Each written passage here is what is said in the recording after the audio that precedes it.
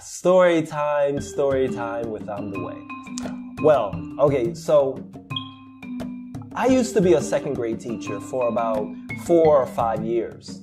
And I enjoyed it. You know, my actual classroom, we were always at the top of the district with regards to state testing and everything. It was just that I approached teaching in a different way than others. But I remember when I got my first teaching job, and I was super young. I was the youngest teacher. I was about 19 years old because I took advantage of a program in high school where high school kids, our last year, we could take college courses, and I graduated from high school with a associate in culinary arts along with my diploma. I remember this one kid named Dylan. He was a kindergarten. He was about 5 or 6 years old. And I remember him coming up to me, very young, still snot-nosed and whatnot, but I remember him coming up to me and he looking at me. Now, take it, I was not only the only male teacher in the first, second, or third grade at this school, but I was also the only black male teacher that they have had. And he walks up to me and he say, "Mr. Johnson, you're not like the clear teachers." So I'm looking at him and I thought about it. And I was like, oh, you know, he's 5 years old. And okay, so maybe he don't, so he's still trying to comprehend words. So clear people, he meant white. So because, I know. But anyway, so he's basically saying, you're not like so he tells me, you're not like the clear teachers. And about a second or two, I comprehend what he was saying. But then he goes on. And he says, and it was at that point that something in me just clicked. And I looked at him. My whole expression and body language changed. And, you know, I took the offense. You see, I thought he had said something else. He said that you're not like the clear people. You're like a snicker. And I heard something else because his words as a 5-year-old just sound a little unstructured, didn't flow as well, so it didn't flow off his tongue, and my ears heard something else. And so, once again, he said, "You're not like the clear people. You're like a snicker."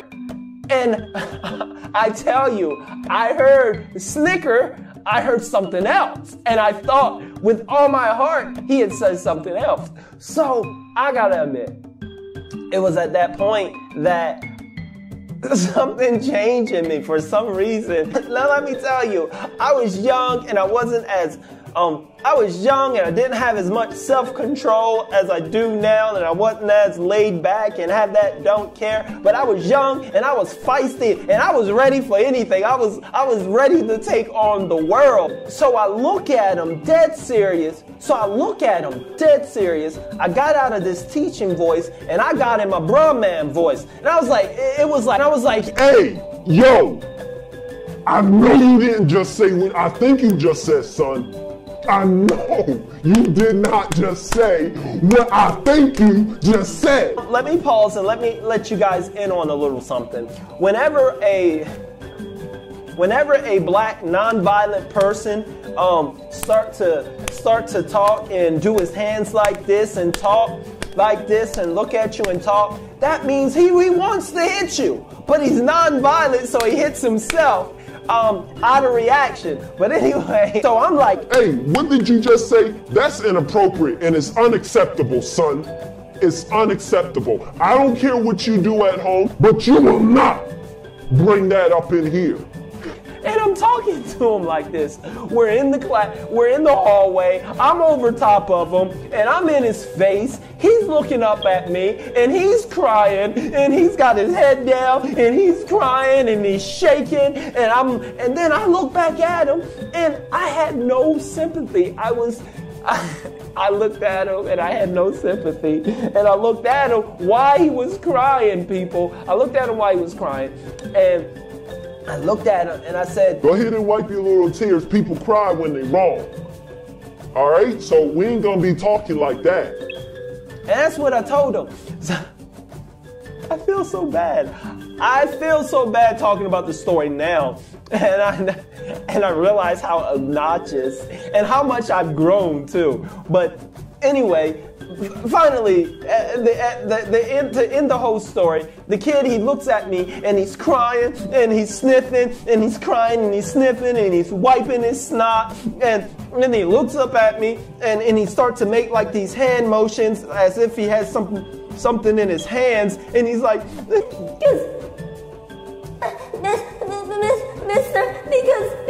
And he was trying to explain to me what he was saying and what he meant. And he was like, and he said, because you. Mister, because you like a Snicker because it's chocolate and that's your color and it's not, and you're a little crazy at times and yeah. And you know, I listened to him and I was like, oh, wait, what? No, wait. You were saying Snicker, like the candy bar. Oh my God, no. I'm looking around and I feel guilty. I feel messed up. He was talking about a Snicker. Like I said, his words haven't developed, so I guess he metaphorically symbolized chocolate with black person, clear person with white person. I should have known, man. So anyway, he's crying and I'm looking crazy, and I was like, oh, you said Snicker, and I pick him up, I give him a hug, and I said, I'm sorry, I thought you said something else. And then I put him down, and he's like, What did you think I said? And I just looked and I just totally changed the subject really quick. I said, oh, don't worry about it. Let's go play some dodgeball. Hey guys, this is our first episode of my new series called Story Time. So I hope you guys enjoy it. If you did, you can put it with a like. If you didn't, let me know too. I like to know if you want to see more from this series, if I should have more story time. So other than that, I thank you for watching. As always, keep it positive. KIP. It is what it is. It ain't what it ain't. Don't make what it is what it ain't. Yo mama.